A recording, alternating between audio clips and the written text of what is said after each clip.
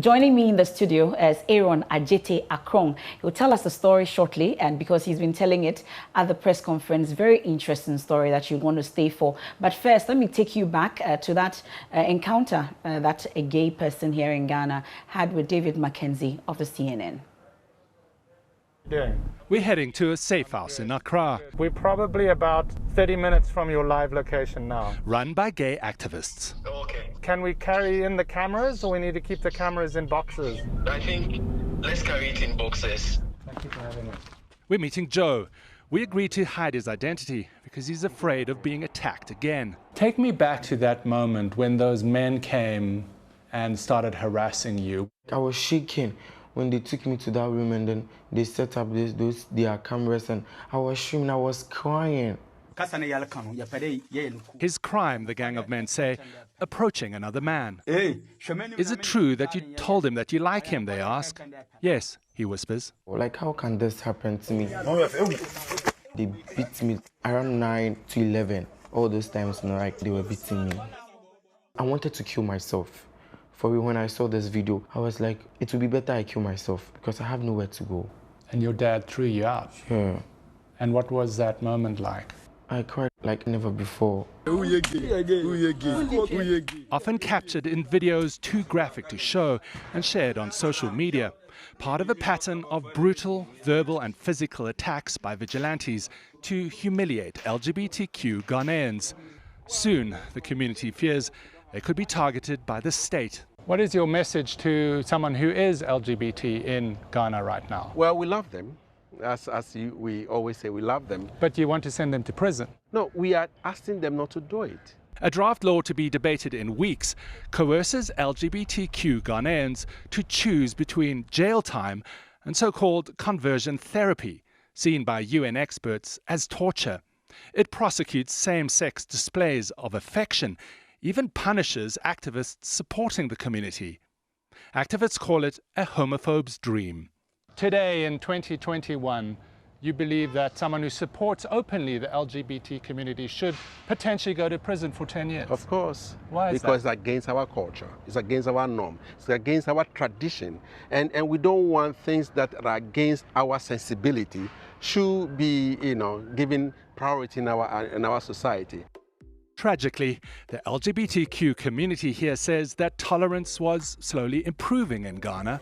And I know that African cultures are cultures of tolerance, diversity, acceptance and participation. When they opened a support centre in January, it rallied conservative lawmakers who say that being gay is un-African, a Western import.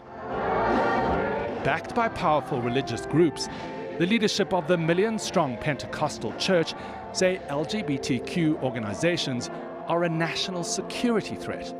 We're struggling a little bit to get hold of someone. But they refuse to speak to us. We talk to our leadership. To the leadership. Yes. And their security stopped us from filming.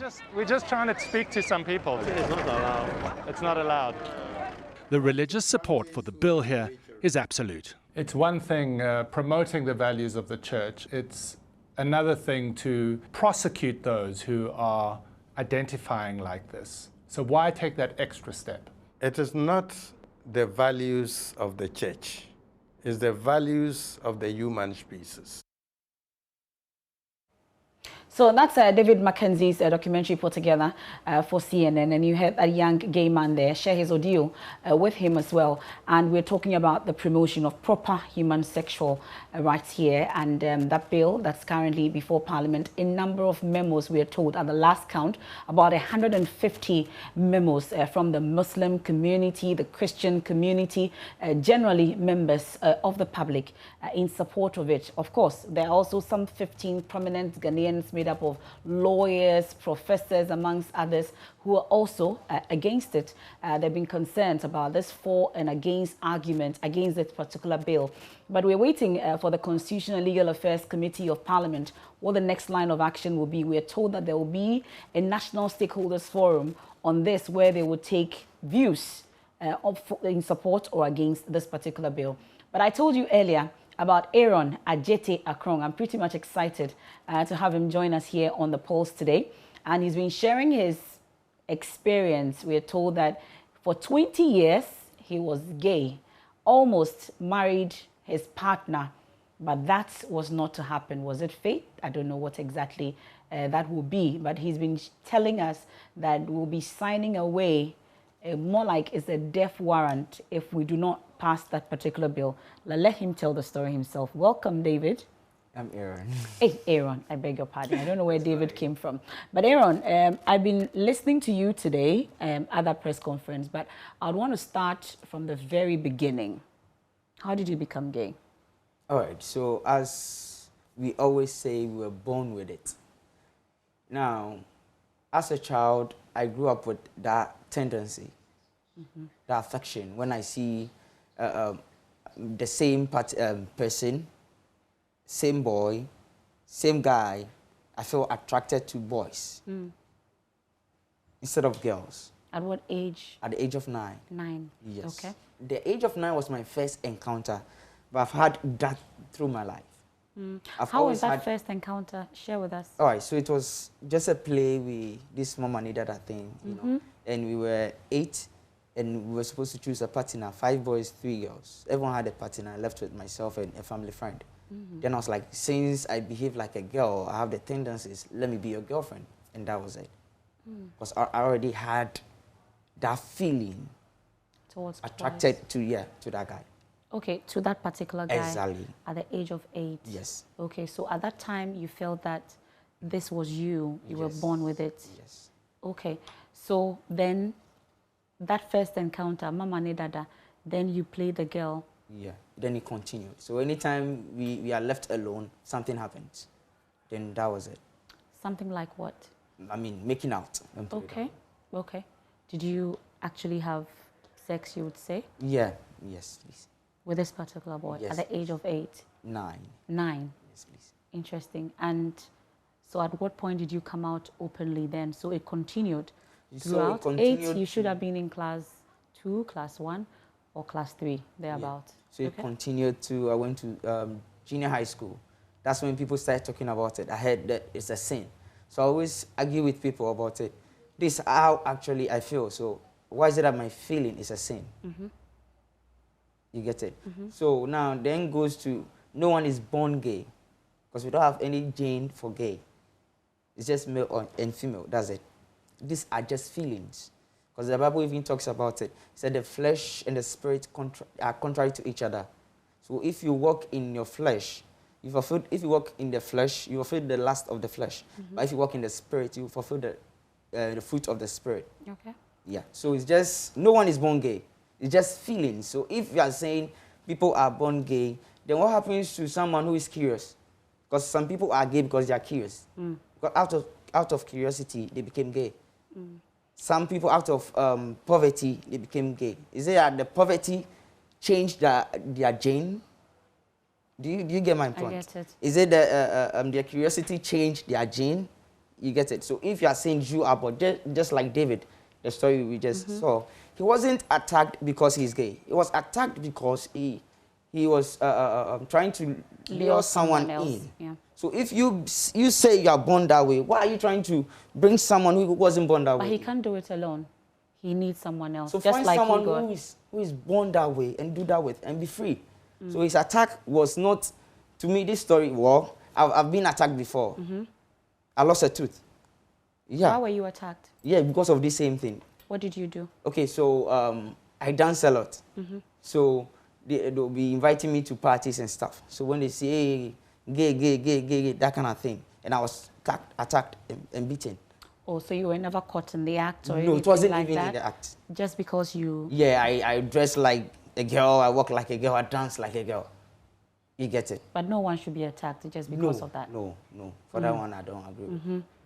And then they beat you? Yes. And you lost a tooth? Yes. But in all this, how did your parents take from that 9 years all the way to JHS when you felt like you were attracted to men? At a point, my dad asked me about it, but I just had to pretend. But with my mom, she got to know, and I always tell her that, you know what, this is what you got. Because we have people whose sons are thieves and stuff. So if I happen to be gay, just take it like that. So anytime someone insults you with that, just tell the person, this is what you got. But being a thief is a criminal offense. Like, it's criminal. It's a sin. The reason I was... I wouldn't want to go into the religious part, at least the law. You can't be a thief and openly say that you're a thief. Yeah, I understand. So you can't be gay and openly say you're gay as well. Okay. So it's a crime. Yeah, it is. That's how you see it. Yeah. Okay. So 20 years, you had a partner. Was it after, at what point did you, becoming steady with that partner that you talk about? Okay, so after junior high school, I went to senior high school. I was introduced into gay dating sites.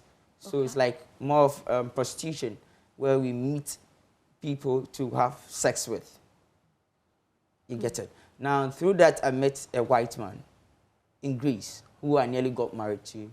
You went to Greece? No, almost. Because he was coming down here to pick me up. Then I met Christ. Yeah. So you went on the dating site, and then you met a foreigner from Greece who was coming to marry you. Yeah. Not just that, even on that same dating site, we still meet white people here in Ghana and have fun with them in the hotels. They are here? Yes. They are in Ghana? Yes, please. Tell me a bit about it. About what? About this dating site and how you meet. It's just like a hookup. How you meet up. So you go on there, you put your profile, your pictures. Sometimes Instagram. How my profile was, like anytime someone visits my Instagram, they will send a DM. Oh, you look cute. Can we meet? And that's it. Probably go on that dating site.